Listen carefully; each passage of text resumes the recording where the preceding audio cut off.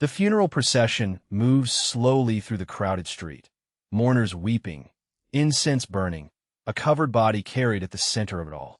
Standing quietly at the edge of the crowd, wrapped in a borrowed cloak, watching his own funeral pass by, is the man everyone believes is dead.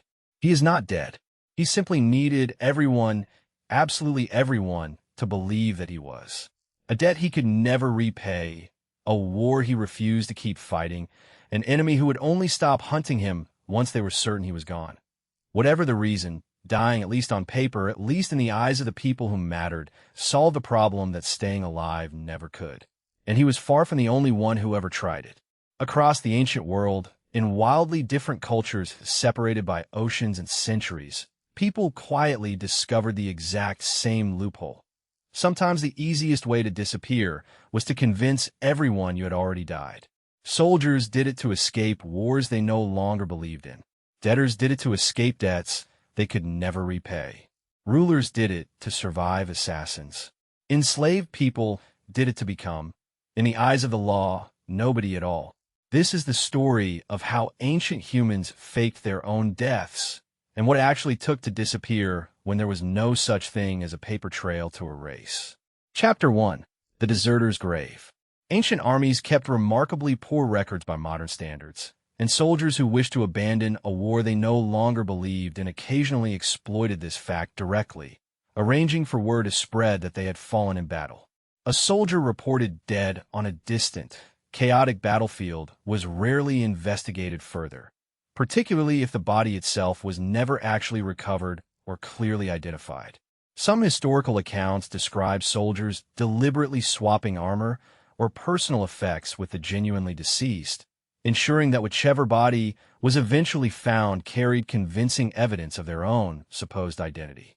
This particular deception worked precisely because ancient battlefields were chaotic, poorly documented, and rarely revisited afterward for careful verification.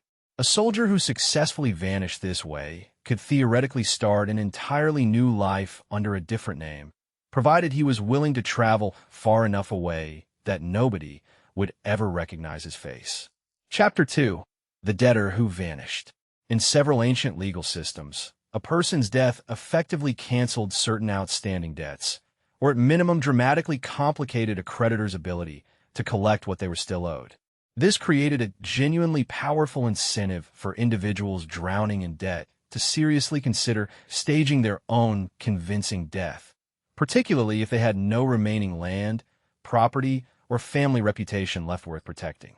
Some historical accounts describe debtors who quietly arranged a modest, hastily assembled funeral, then discreetly slipped away from their home city entirely under the cover of the ensuing confusion.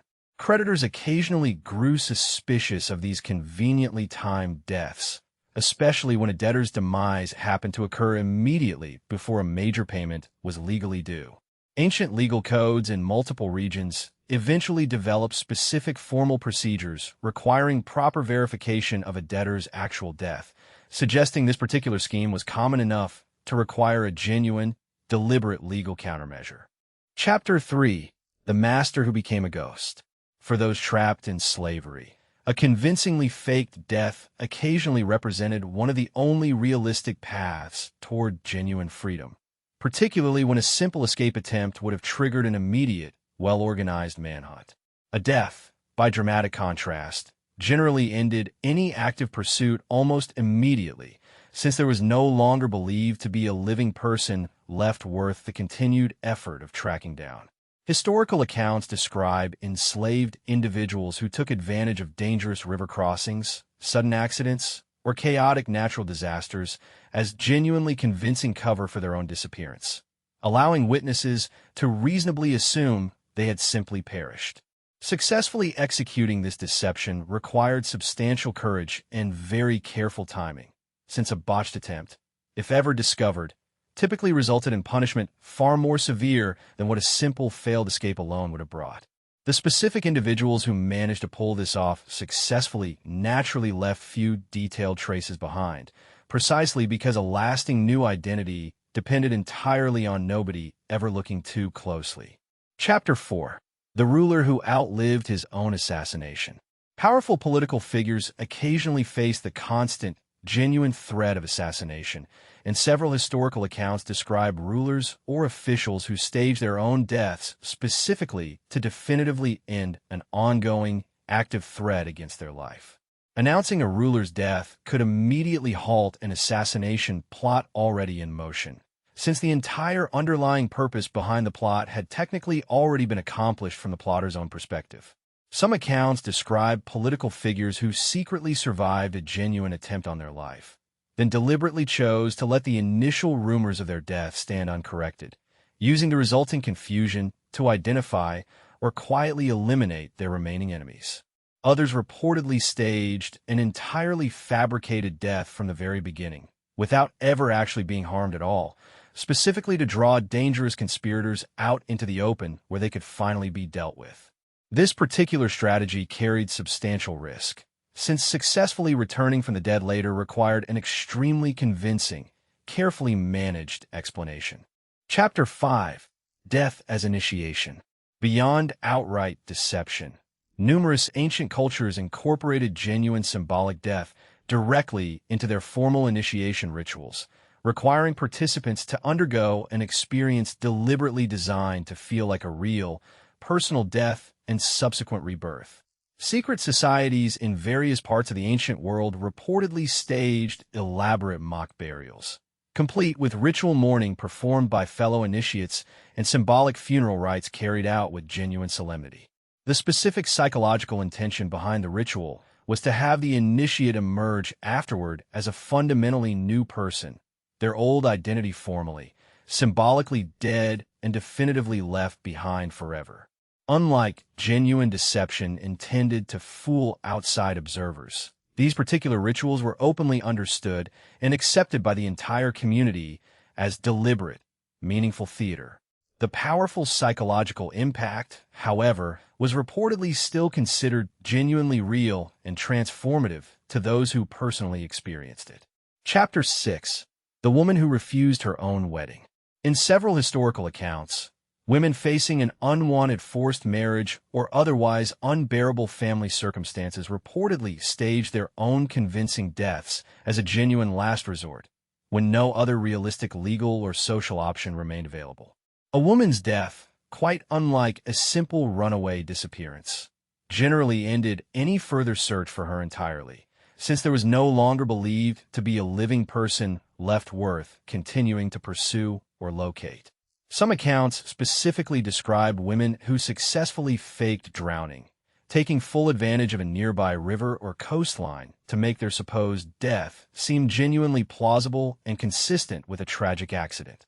Successfully surviving this specific deception required a decent, safe, welcoming destination to quietly disappear toward, since a woman traveling alone remained a deeply conspicuous and vulnerable figure in most ancient societies. These particular stories, when they do survive in the historical record at all, offer a genuinely rare and valuable glimpse into how few real options women, in especially desperate circumstances, often actually had available to them. Chapter 7: How the Ancient World Tried to Catch Them. Ancient authorities were far from naive about this particular deception, and several genuinely developed specific formal procedures over time to more effectively verify that a claimed death was authentically real. Some ancient legal systems eventually required multiple independent witnesses to formally confirm a death before it could be considered fully official and legally binding. Others specifically required a body to be directly and personally viewed by designated local officials before any accompanying legal or financial paperwork could proceed. Suspiciously convenient deaths, particularly those occurring immediately before a significant debt payment or a scheduled legal proceeding, reportedly drew genuine extra scrutiny in several documented instances.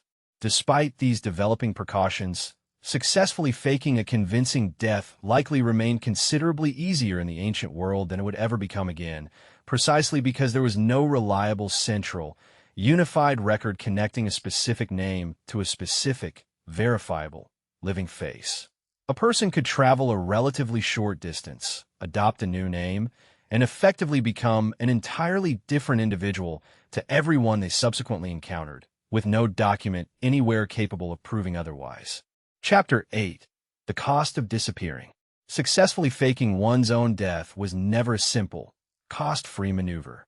It required completely abandoning one's entire existing life. Every relationship, every family connection, every scrap of hard-won social standing built up over a lifetime, all in a single irreversible act. Anyone genuinely discovered still alive after a staged death typically faced consequences considerably more severe than whatever original problem had initially driven them to attempt the deception in the first place. And yet, across culture after culture, in country after country, people repeatedly and independently arrive at the exact same fundamental, calculated conclusion. Sometimes actually disappearing forever was still preferable to continuing to exist as the person they currently were. The specific methods varied enormously and dramatically from case to case, but the underlying desperate calculation driving them remained strikingly, consistently the same throughout history. None of this was ever remotely easy, and the ancient historical record likely preserves only an extremely small fraction of everyone who genuinely attempted it. For every documented case that eventually surfaced through surviving legal disputes or old family records, countless others most likely vanished completely and entirely successfully, their true fate never definitively known to absolutely anyone. What these scattered, surviving stories genuinely reveal is something both remarkably simple and deeply human. That people have always been willing to go to truly extraordinary lengths to escape debt, danger, and bondage, or a life that had simply become entirely unbearable to keep living. Faking death was never really about death itself.